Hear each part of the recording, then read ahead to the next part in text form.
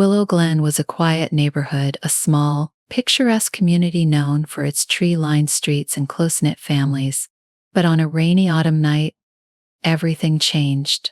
Laura Penning, a young woman cherished for her kindness and gentle spirit, was found dead in her own home with a single gunshot wound to the head. The image was as shocking as it was puzzling. Laura's body lay on the cold bathroom floor, her right arm splayed at an unnatural angle, while her left hand loosely held a small pistol. She had been right-handed all her life. It was Dr. Michael Edwards, a respected local physician and Laura's close friend, who made the initial call to the police. He claimed he'd come over after a late-night phone call from Laura, who was distraught after a heated argument with her boyfriend, Sean Wilson. Edwards explained to the police that he had come to check on her, to offer his help. He recounted hearing nothing unusual as he entered the house, but admitted feeling a sense of dread. It was only when he made his way into the bathroom that he discovered Laura's lifeless body. When officers arrived, they found Edwards sitting in silence by the curb, his hands trembling as he tried to explain what had happened. He painted a picture of an emotional evening gone wrong, of a heartbroken woman struggling under the weight of a toxic relationship, but something about the scene unsettled the detectives. Laura's left hand clutched the weapon, a critical detail that didn't sit right. Detectives Mark Rivers and Lynna Holloway, seasoned investigators in Willow Glen's crime unit, combed through the house, searching for clues. A quick survey of the scene revealed a smattering of details that were not easily explained. There was no sign of a struggle in the main rooms, but the bathroom door had signs of forced entry, as if someone had broken it open. Rivers noted a faint scuff mark on the doorframe, the kind that suggested a quick, forceful push.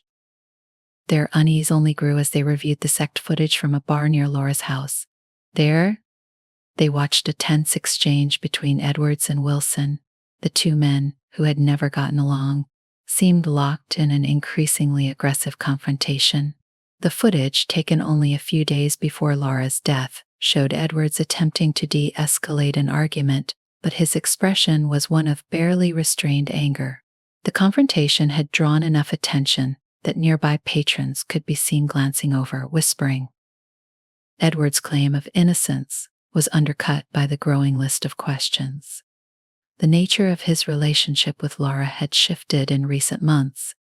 She confided to friends that she and Edwards had rekindled a close bond, despite his marriage.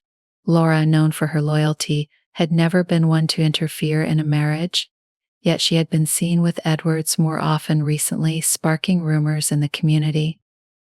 Laura's autopsy report arrived swiftly.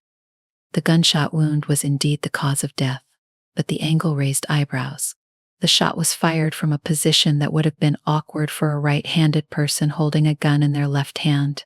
Furthermore, gunpowder residue was found on Laura's left hand, as expected, but forensic analysis indicated it was lighter than typically expected in a self-inflicted wound. The autopsy's findings shifted the investigation from a potential suicide to a likely homicide. Detectives Rivers and Holloway dug deeper into Laura's recent life. They began interviewing those closest to her, hoping to uncover anything that might explain her death. Her friends described her as kind and honest, an empathetic soul who often took on other people's troubles as her own. But they also noted a change in her demeanor in the weeks leading up to her death. She'd become withdrawn, a shadow of her usual self, struggling with a situation that few understood fully. One name came up repeatedly: Michael Edwards. Edwards had been Laura's friend for years, but in the weeks before her death, he had become her confidant. Witnesses recalled seeing the two of them together on numerous occasions at restaurants, coffee shops, and even late-night drives. Edwards had a reputation as a respected doctor and a family man, but his marriage had grown strained, with whispers around Willow Glen suggesting his frequent absences. As the detectives examined Michael's background, they noticed contradictions in his statements. Edwards claimed to have been at home when Laura called him, but cell phone records revealed he had been in the vicinity of her house much earlier in the evening than he initially admitted. Additionally, the forced entry marks on the bathroom door began to loom large. Holloway, in particular, fixated on this detail, believing it held the key to understanding what really happened that night. Meanwhile, Sean Wilson, Laura's boyfriend, was also placed under intense scrutiny. Known for a quick temper and a possessive streak, he had a history of volatile relationships. Witnesses recalled loud arguments between him and Laura, particularly in the final days before her death. Sean's version of events on the night of Laura's death suggested he was at a friend's house, but his alibi seemed shaky. The police found text messages between him and Laura laden with accusatory language and veiled threats. The detectives were caught between two plausible suspects, each with motive and opportunity. Sean's jealousy was no secret, but Michael Edwards had a more complex connection to Laura, one that seemed entangled in unresolved emotions. As Rivers and Holloway probed further, they uncovered discrepancies in Michael's timeline and inconsistencies in Sean's statements. The investigation stalled, torn between the two men who had been closest to Laura in the days before her death. Then a small but crucial discovery changed the course of the case. Holloway found fingerprints on the bathroom door, one set belonging to Michael and another set unknown. The implication was clear: someone else had been in the room or near it that night, potentially altering the crime scene. Detectives Rivers and Holloway now faced the mystery of the unknown fingerprints. They quickly ran the prints through the local database, hoping for a match. Meanwhile, they revisited the strained relationship between Laura and Sean.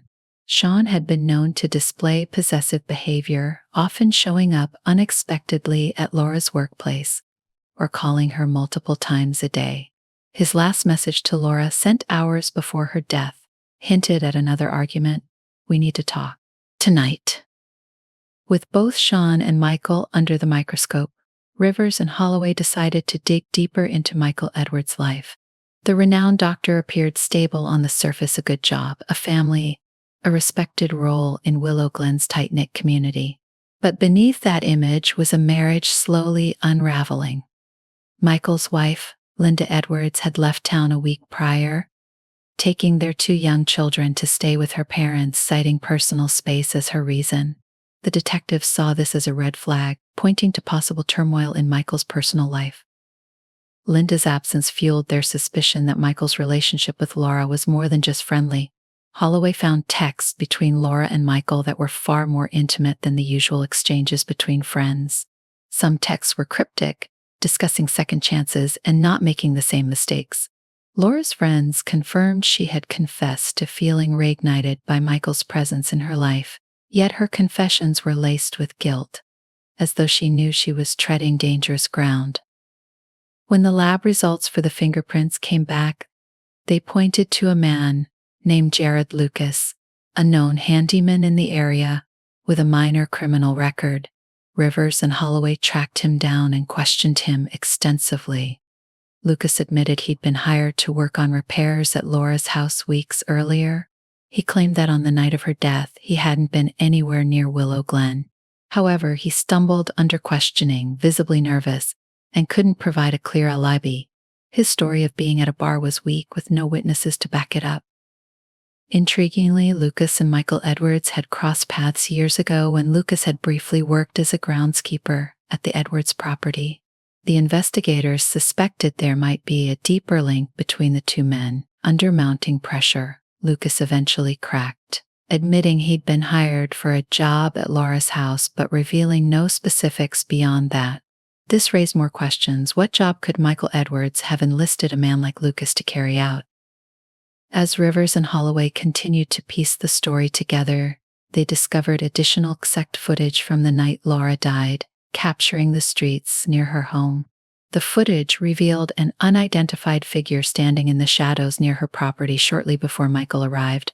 Though grainy, the figure's clothes and stature appeared similar to Lucas's, adding weight to the theory that he had indeed been involved that night. Yet what his involvement entailed remained unclear. The detectives pressed on with this new lead, speculating that Michael, facing the collapse of his marriage and his own attraction to Laura, might have reached a breaking point, but the details didn't fit perfectly. Rivers, increasingly wary, began to wonder if they were missing a critical piece. Why would a man like Michael involve a low-level handyman in something so volatile? And if Lucas was there, had he witnessed something? Or worse, had he been an accomplice? With fresh urgency, the detectives analyzed the timelines of all the key players. They noted that Michael's initial account, his arrival shortly after Laura's death, left a small but suspicious window of unaccounted time. If he had arrived earlier, it could imply he was already in the house or lurking nearby. Holloway, growing more skeptical, speculated that Michael had orchestrated the crime to appear as a suicide, exploiting Laura's known struggles with Sean to fabricate a plausible motive. In an unexpected twist, the detectives discovered Laura's car parked near Sean's apartment on the afternoon of her death. The car's position suggested that Laura had visited Sean that day, adding a new wrinkle to the story. Had she gone to Sean's to mend things? Or was it a final confrontation? Sean, when re-questioned, maintained that they'd parted on neutral terms. But in this second interview, he revealed something he had previously omitted: a strange call he'd received from an unknown number that afternoon. The caller hadn't spoken, but the silence lingered, heavy and menacing. Rivers had the call traced, and the number led back to a burner phone registered under a fake name. The detectives dug into nearby cell towers and realized that the burner phone had pinged near Michael's clinic only hours before Laura's death. Convinced now of Michael's involvement, Holloway pieced together a hypothesis. Michael might have used Lucas to monitor Laura and Sheen, planting seeds of paranoia to make her feel increasingly isolated. The missing piece, though, was why he would have wanted Laura dead. If he harbored true affection for her, what could have driven him to violence? In an attempt to break Lucas down, Holloway brought him in for questioning once more. This time, Rivers laid out the mounting evidence, the fingerprints, the SECT footage, and a recording of the burner phone call. Under relentless questioning, Lucas confessed. Michael had indeed approached him with an unusual job offer to follow Laura and report back any interactions with Sean. Michael seemed driven by jealousy, Lucas explained, speaking vaguely about protecting her but becoming increasingly agitated when talking about Sean. As Lucas recounted the events leading up to that night, he admitted that Michael had pressured him to be on standby in case things got out of control. When Rivers pressed further, Lucas muttered that he'd been nearby the house when he heard the gunshot. Panicked, he'd entered through the already broken bathroom door, finding Michael standing over Laura's body. The chilling confession filled in many gaps, but left one question unanswered. Had Michael fired the fatal shot, or had he forced Laura's hand in some way? As the story took shape, the detectives saw how deeply Michael's obsession had entangled Laura's life, creating a dark web of surveillance and control that ultimately led to her death. But with Lucas's statement, the puzzle pieces finally began to coalesce, casting Michael as the orchestrator and perhaps even the executioner in a tragic tale of betrayal. The detectives now had enough to bring Michael in for a formal arrest. But as they prepared to confront him, Rivers felt an unease settling over him. The psychological complexity of the case weighed heavily, and he wondered if Michael, even now, believed himself to be innocent of murder. Holloway's determination never wavered. She saw Michael as a man who had let his fixation drive him to irreversible actions, regardless of whether he pulled the trigger or not.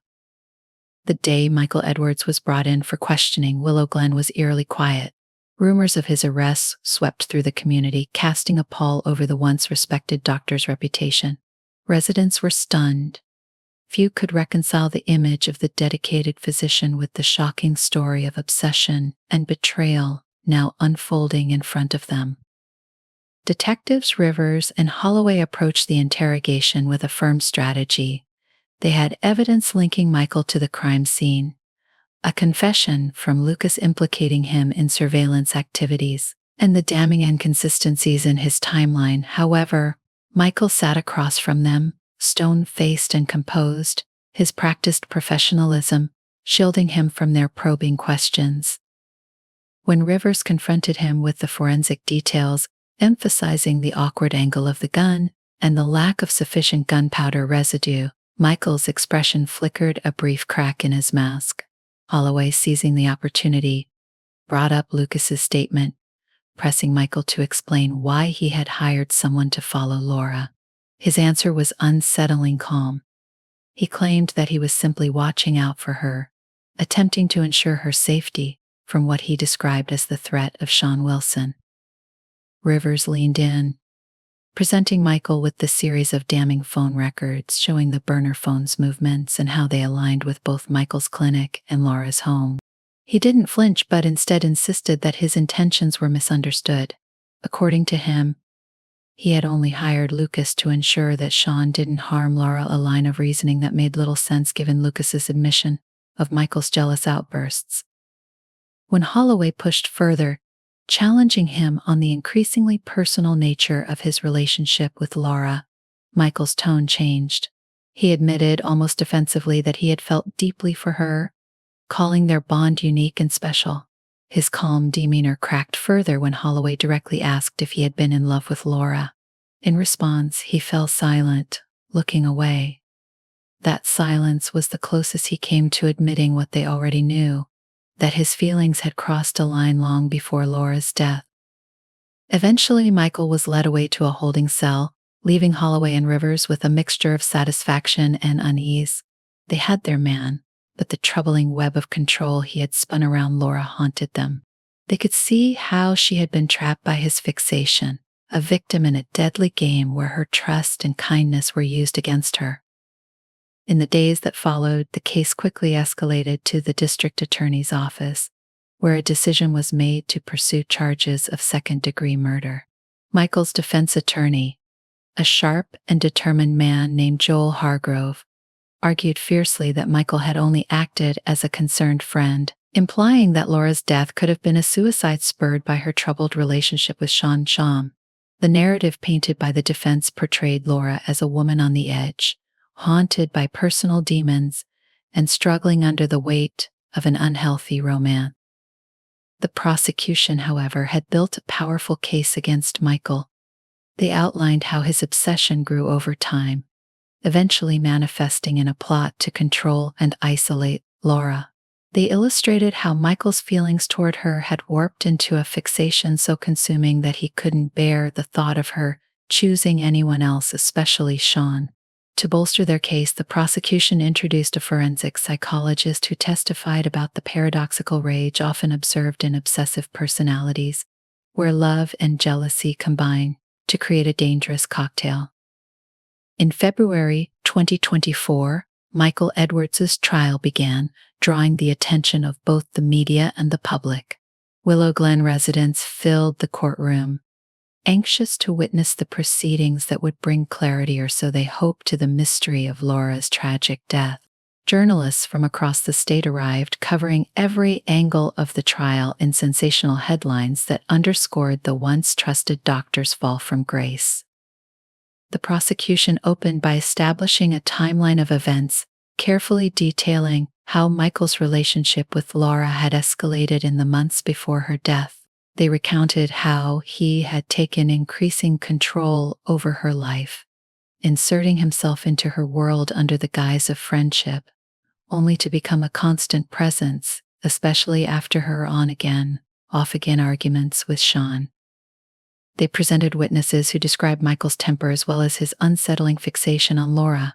Several friends testified that Laura had confided in them, expressing her discomfort over the intensity of Michael's attention, though she had never believed him capable of violence. She had once even joked that Michael knew her every move, unaware of how literal that would prove to be.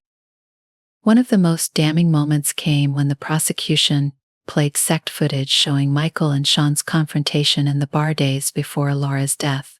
In it, Michael's expression was dark, his words muffled but clearly hostile as he leaned towards Sean, invading his personal space.